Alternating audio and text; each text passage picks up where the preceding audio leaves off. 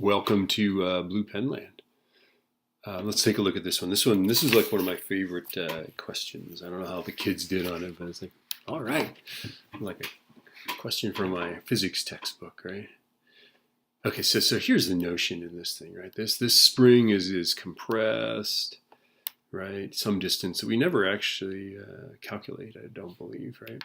And it expands, and by the time it reaches here, it's moving 0.9 meters per second, and it flies across this ramp. And this ramp, it's not clear, but later on, if you look at the mark scheme for sure, this ramp has zero friction. So this coefficient of friction is, for this part, 0, and this is also 0. B to C is also 0. Okay, so it slides across here probably at a constant speed because it's level, right? And then it slides up this ramp, and of course there's going to be a parallel component of gravity against it, so it'll slow down, right? Okay. So the first question says the block arrives at C with a speed of 0.9 meters per second. Show that the elastic energy stored in the spring is 670 joules. Okay, so here's what you do. I think the best way to get at this is energy, right? Because they're asking for this, right? So we know that the elastic energy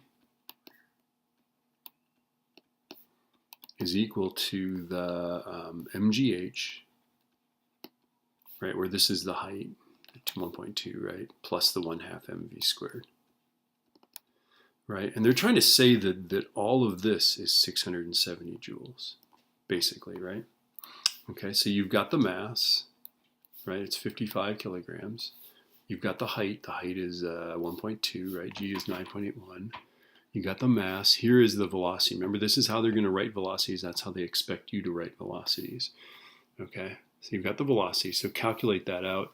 It ends up being really close to that, right? Just use 670 though. They're telling you it's 670. So if it's 669.7 something, right? You know, just go with 670, right? Okay, this gets a little more pernicious, right? Then it says calculate the speed of the block at A. Well, at A, it hasn't climbed the ramp yet, right? So all of that total energy, which is 670 joules, right? All of that is kinetic energy at A, right?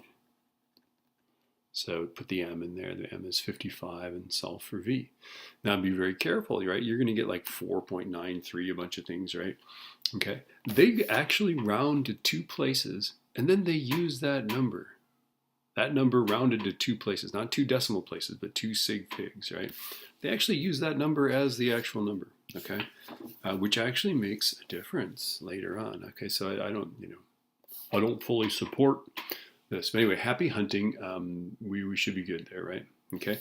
This ends up being something between 4 and 5.